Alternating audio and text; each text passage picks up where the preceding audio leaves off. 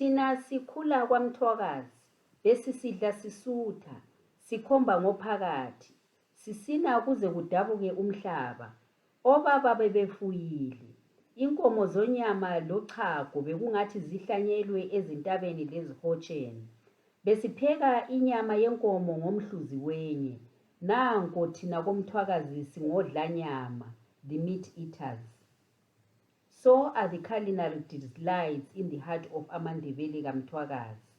Ezangaphakathi, that is the offals, including tripe, ulusu, amathumbu, the intestine, umbendeni, the pancreas, amaphaphu, the lungs, izinso, the kidneys, inhliziyo, the heart, and isibindi, the liver, were all at our disposal to feast upon. All this in addition to the juicy oxtail, umsila, the trotters, amanqina, the tongue, ulimi, and the cow head, inhloko, all boiled without any spice outside salt to preserve the natural flavor of the cow meat. Besisitha izankefu zamasi amhlophe athe nke, our thick fermented milk produced in udiwo, the African traditional clay pot. The cream extracted from the milk in the process of making amasi was rich because our cows fed on organic matter. We have always grown our traditional grains like the pear millet, inyawuthi, sorghum, amabele, finger millet, uphoko, and wheat, ukolweni, fertilized by the rich dung dropped by our animals as they grazed in the fields. Natural, organic fertilizer these animals gave indeed. Large fields of traditional grains were rolled out across the plains.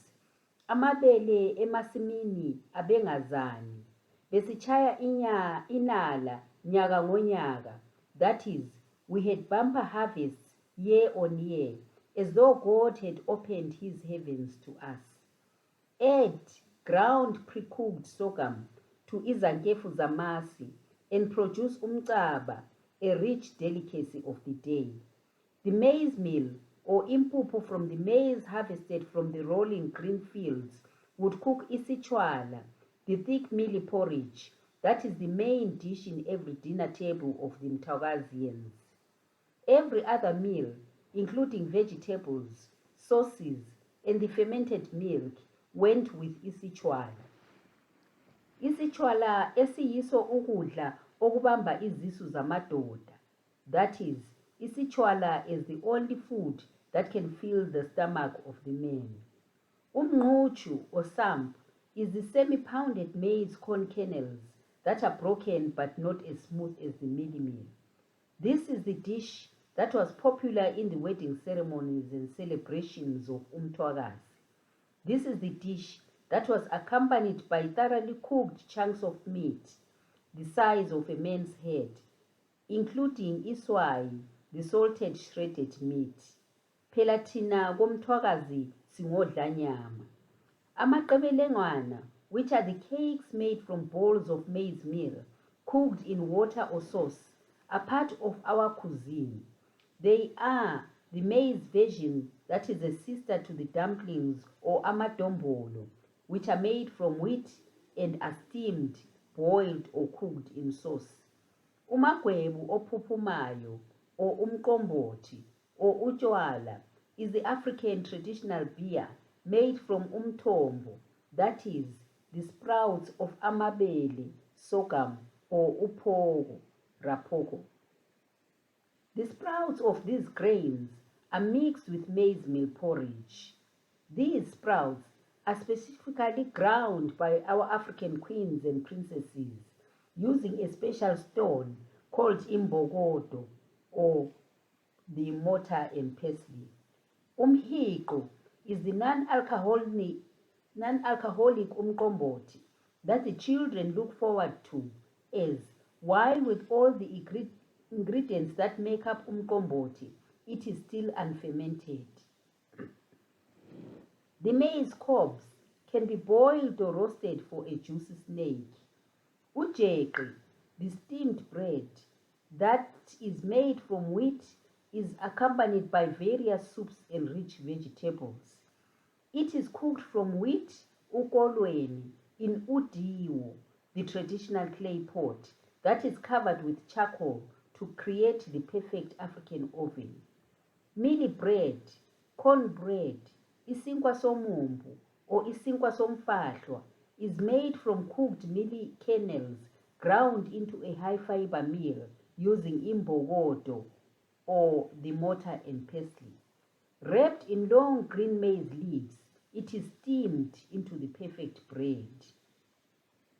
Amacimbi or mopane worms, with all their high protein and iron, are a delicacy that paints the mopane trees every April and December of the year. Called mopane worms because they are butterfly larvae that feed on the mopane tree, which abounds around kaMthwakazi. These babies of butterflies are either cooked into a crunchy snake or cooked in spice or peanut butter. With a tinge of spice and tomato to the amacimbi, one would break their tongue, as those from Mthwakazi would say. Mthwakazi is rich with all sorts of vegetable species. Ichomolia, the kale, umbida wendumba, the black-eyed pea leaves, ibhobola, the pumpkin leaves, ulude, the spiderweed, idelele, the seed and leaf okra types, amakhowa, the wild mushrooms, and amakhomane, the marrows, imbambayila, the sweet potato, and amadumbe, the African yambian, or the potato of the tropics, and amathanga, the pumpkins. Idelele musukuma slingane due to its slimy texture from the soluble fiber. All the leafy vegetables are eaten with a combination of isichwala and meat. Kale, in its different forms, comes smooth and sometimes splitted and is cooked in the meat or sometimes as a standalone vegetable. Idelele or okra comes in seed form and in leaf form. With amakhowa growing naturally on ant hills, that is iziduli, what more could we ask for to support our immune systems and stimulate gut health? Amakhowa are cooked with the thick cream or just fried in a little bit of oil. The marrows or amakhomane, while high in nutrients and fiber, are boiled or even roasted and eaten with amasi or fresh milk. Amadumbe and imbambayila and amathanga are cooked the same way. They can be boiled or roasted, mashed, or added to any sauce.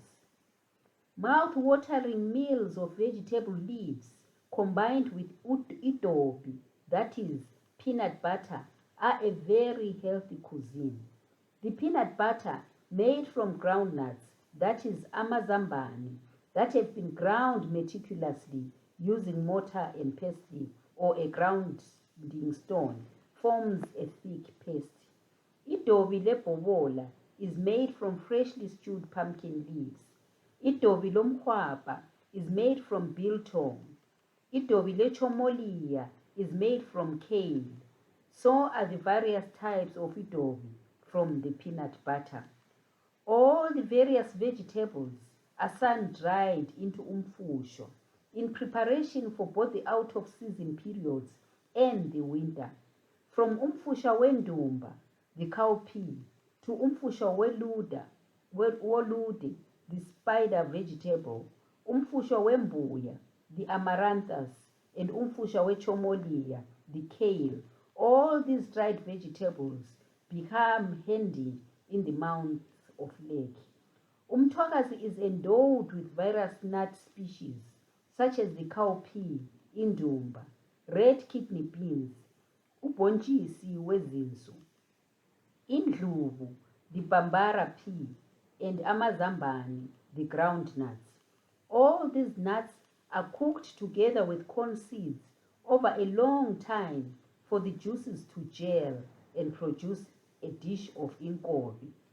Mthwakazi is endowed with various fruits, including amaganu, the amarula fruit, umchwankela, the chocolate berry, umqokolo, the wild apricot plum, umviyo, the velvet wild medlar, uxakuxaku, the African chewing gum, amajanji, the sugar plum, umkhomo, the baobab fruit, umkhemeswane, the monkey orange, umgwadi, the yellow monkey orange, ikhabe, the watermelon, and ijodo, the yellow watermelon, and imfe, the sweet cane.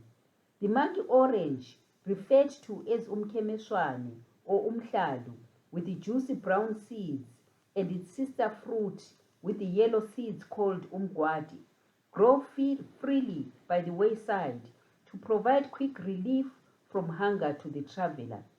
Sengathi uNkulunkulu uthi dlanini lisuthe without laboring. Umkhomo from the giant baobab tree is only found near Mosi Oyatunya, the smoke that thunders, and is used to produce beer. The amarula tree, producing not only the amarula fruit called amaganu, not only provides a shade for the traveler, but the marula fruit produces the amarula beer that quenches the thirst of many under the African sun. So does the sweet cane relieve the traveler. While the watermelon quenches the thirst, the yellow watermelon is cooked with maize seeds to produce umkhanqa, a juicy dish of yellow watermelon with floating maize seeds. As we celebrate the flavors of the Ndebele brand from the rich and vibrant land of Mthwakazi, the story of its cuisine unfolds. So is the tale of its tradition in pots and pans.